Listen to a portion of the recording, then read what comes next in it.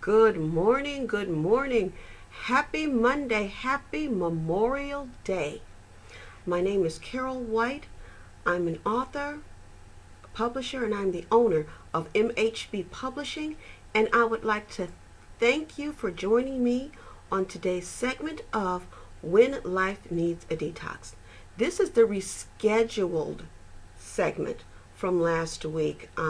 I did have some health issues, a couple of back issues, and I want to thank you all for being so understanding about my having to reschedule, and I want to thank you for all of the get well wishes. I also want to thank other folks on a different level. I'm going to get started right away because it's Memorial Day. If you got cooking to do or you got your laying around that you want to do, I'm going to let you get to it. Okay?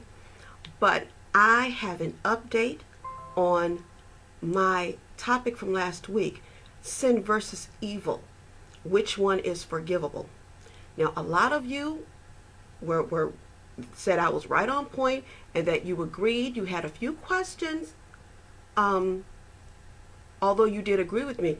But I need to thank 3 people specifically. I have their names here. Mr. Craig Scott, Miss Shirley Kane, and Mr. Sidney P. Springs.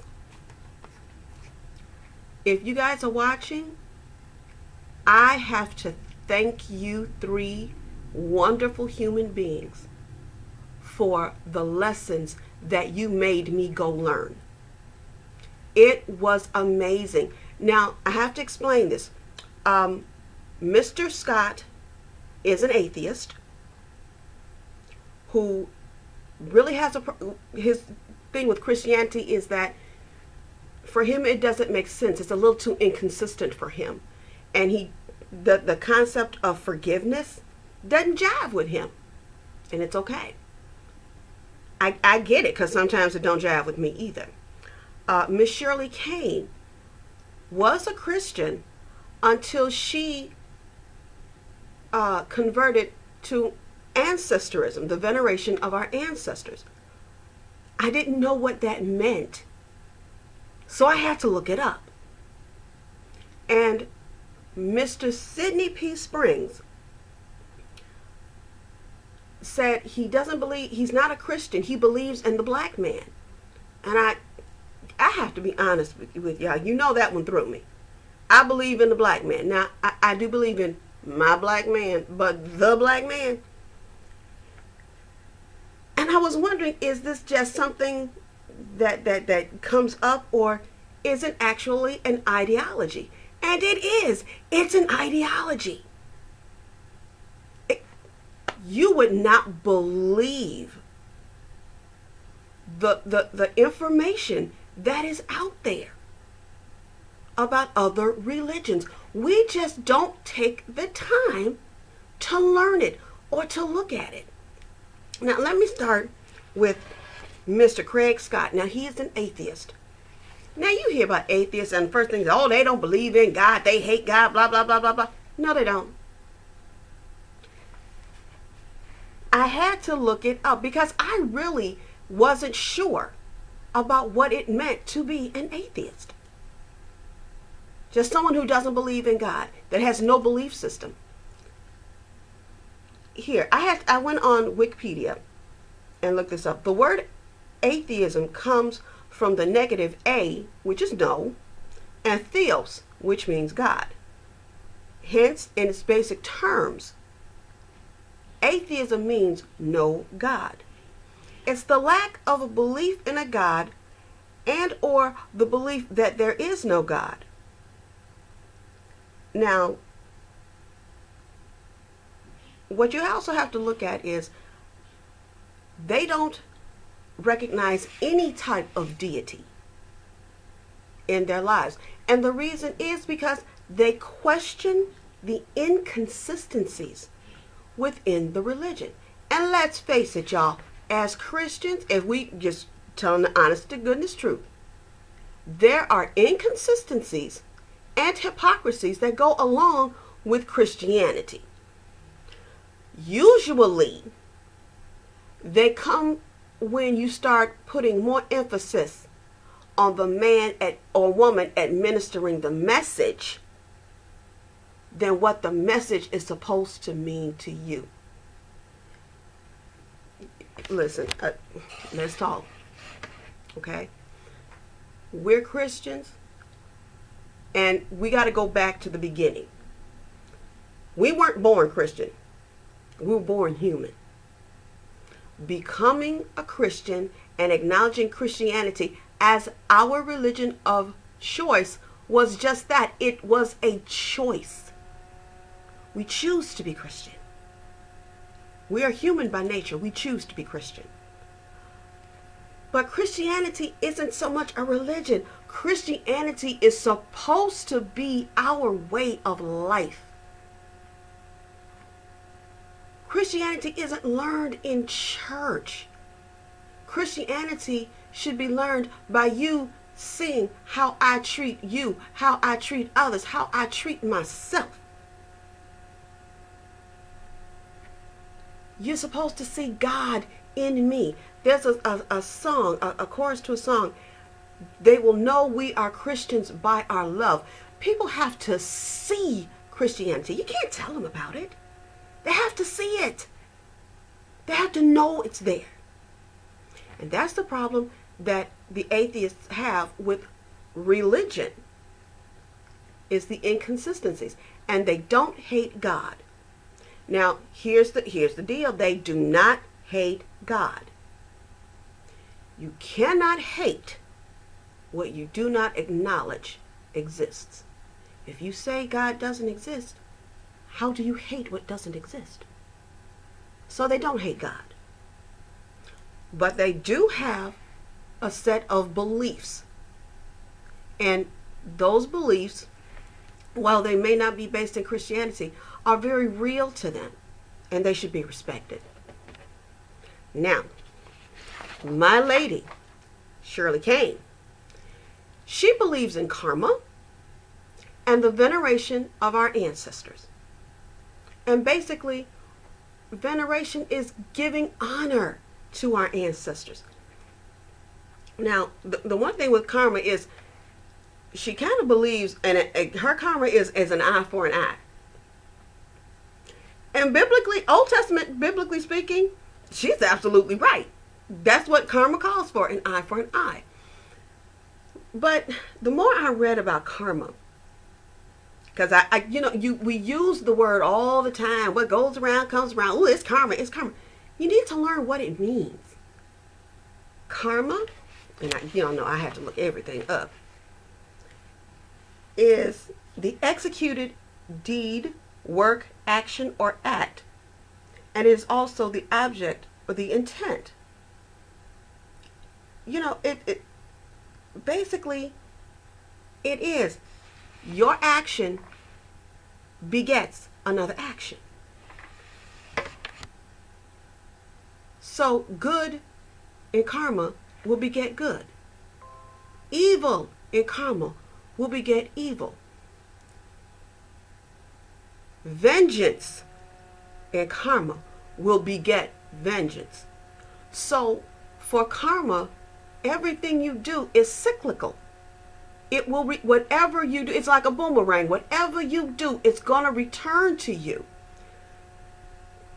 Which is why with karma, I think you have to be careful. You have to be careful, because if someone does something bad to you, well, that is their karma. So whatever they've done that's bad is going to come back to them.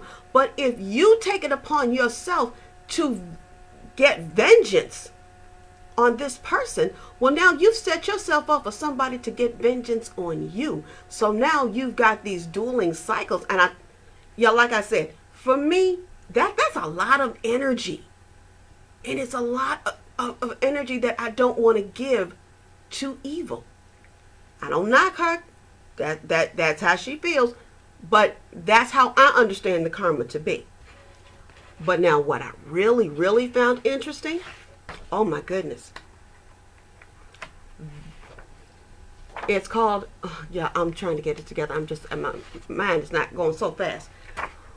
But the veneration of our ancestors. And this it started back in Africa long before there were any religions.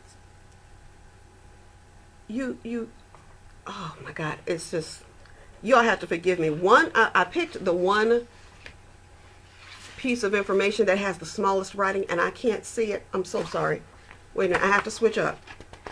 Look at my glasses. They're no line bifocals. They're about to become trifocals. I can't see. If the writing is itty bitty bitty, I can't see that. So please forgive me. But now, according to this article, it says an ancestor is a person from whom one is descended. Biblically, an ancestor is a family member that is passed on. Many cultures, including many in South Africa, define an ancestor as a family member that is living in the world of the dead. His duty is to watch, protect, and bless the remaining family members. That is beautiful. That is so beautiful. And really, this happens with everybody. Like we always say, there's an angel on my shoulder. I have an angel on my shoulder. I believe it's my mother. It just may be. Your mother may be there protecting you from harm, blessing all of your good deeds, telling you, I'm proud of you, baby. That's just beautiful. Now, there are many arguments when it comes to believing in ancestors and believing in God. Now, for many, ancestors are spirited beings and they do exist. The majority of the so-called Christians do practice these rituals because it's in our roots. We do this all the time.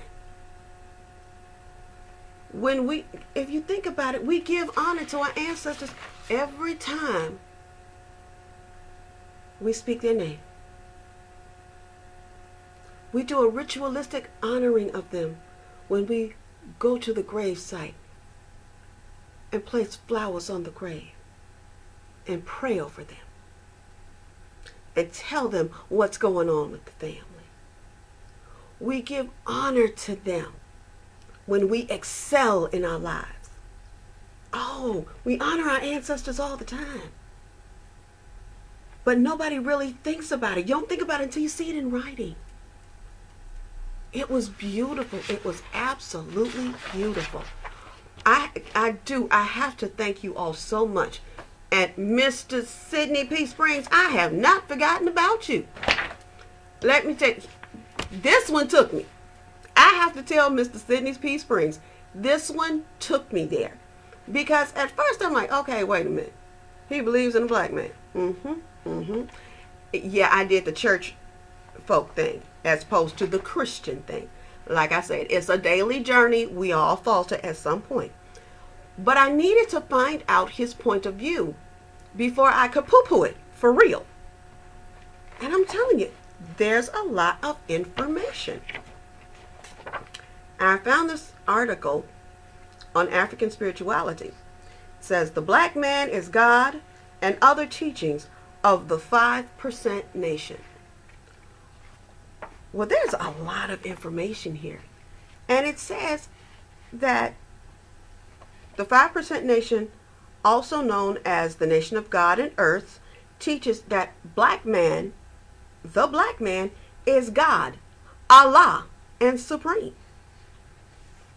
The question that's asked is it the truth? Well, for decades, the 5% nation has taught that the black man is the original man, and we know this is true. So what they couldn't understand is, how are you getting from being original man to being God? Well, here's some of the findings. That the first, that they found that there's a genetic Adam. The first human man that's described in the Bible as far as 300,000 years ago. Their findings also revealed that there was a first woman. So together, this first black man and this first black woman created the human race. So sorry, KKK. So sorry, white supremacists. Not throwing no shade, but the truth is the truth. Also, because the black man is the original man, he is also the father of civilization. We know this. Look at Egypt, ancient Egypt, the pyramids, the Pharaoh's tombs. And you have to look at this. If you look at the Pharaoh's tombs today, you'll find that there's a lot of decay, but mostly in the area of the nose, because the nose was not narrow and pointed. It was rather enlarged. This black man's nose. Now, here's the thing that I thought was so wonderful about the black man as God. The one thing that they truly, truly believe in is that God dwells within the black man. Now, because you see, this 5% nation, it's not a religion. But every spiritual system on the planet teaches that God dwells within us. It doesn't matter if you're a Confucianist, a Taoist, a Hinduist, if you're Catholic, Protestant, if you're a Krishna, everyone believes that God dwells within us. They all believe it. So, if God dwells within the black man, then the black man, yes, is God. If the God dwells in a white man, yes, he's God. But the original man, the black man, that's where they get the belief from. Now, the problem is with this, and they state this, the problem with the black man is that we've been taught to believe that we are not God worthy. The media perpetuates and promotes images of criminality and ignorance among our black youth. One thing that they all have in common is that there's an oppression of European imperialism, British colonization, American capitalism, manifest destiny through crusades, and Christian conversion. Black men are consistently targeted and discriminated against in every American institution, from law enforcement to education to employment. It's hard to feel like a god when people treat you like a dog. That's why black men have been categorized as angry, aggressive, mentally inferior, and prone to criminal behavior. Now, we have to then take it back. And this is what they're saying. As a black man, you have got to start ignoring what people are saying about you and live up to the potential that God has placed within you, because God dwells in you. And I am telling you all, I had the most illuminating experience looking into these ideologies and theologies. You guys, I am telling you, there's nothing better than knowledge. Nothing. And I have to thank, again, Craig Scott, Shirley Kane, and Mr. Sidney P. Springs for making me go and do my work and get my knowledge. I thank the three of you all so very much It gives me a better understanding of where you're coming from. And it gives me a better understanding of where I am and how I fit into this whole scheme of things. You guys have been a godsend to me. Don't ever think that you have not. I'm done for the day. So hi, Miss Kendra. Hello, my Donna. Thank you for joining me.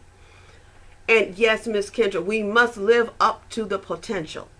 We especially have to endow our black men with the sense of their God within. They have to know they are better than what the media says. They're better than dope dealers. They're better than gangbangers. They're better than unemployment. They're better than uneducated. They are just better. We have got to make them know that they're better. Not feel better, but know that they are better. Hey Joyce, how you doing, baby? I am so glad to see you. I hope you're feeling okay. I saw you had a tragedy in the family, and I'm so sorry, and I hope you're feeling better. And if you need anything, now you know I got you. Just let me know. You know, you ain't but about, what, a 30-minute drive. I got you. But, you know, I have kept you all longer than I wanted to, or I thought that I would. But guys, if there's something you don't understand about somebody, or something that they've said, don't just sit there and say they're wrong. Look it up. Go do your homework. Do the research. Now, Mr. Scott is an atheist, but I'm not going to tell him he's wrong for what he believes, because how can I tell him there are no inconsistencies in Christianity when I live it every day? There are inconsistencies everywhere. In my life, there are inconsistencies. I'm supposed to do good and show people love. Cut me off when I'm trying to get somewhere and see if I can cuss you out. I'm human. I'm frail. I try to be the best. And sometimes I fall short. Karma, it exists. It's real. Miss Shirley, I'm not doubting her. I don't disrespect how she feels. I'm not going to disparage it or demean it. I have a different view on it. And that's it. But it's hers. And it's wonderful. Mr. Sydney Springs, your research would have me going. Thank you. Mr. Sydney Springs, I appreciate you coming in, saying what you said, and making me go do the research on belief in the black man. And what I am going to do for those of you that are here, I'm going to give you in the feed, I'm going to go back and put these in the feed. There's information on atheism, on belief of the black man, karma, and worship of your ancestors. If you have the time, I'm sorry, I'm not going to even say if you have the time. Make the time to read this. It's enlightening. It will do a wonder for your spirit. And like I said, I have kept you all longer than I had planned. So I am going to say, I love y'all to life. Thank you for joining me today on your Memorial Day, Celebration Day. And as always, I want you to do everything you can to live your best life. Thank you for the likes and the hugs and the hearts. Thank you for sticking with me when I go through my health issues. I love y'all to life. And you all do everything you can to live your best life. Do your research, y'all. Bye-bye.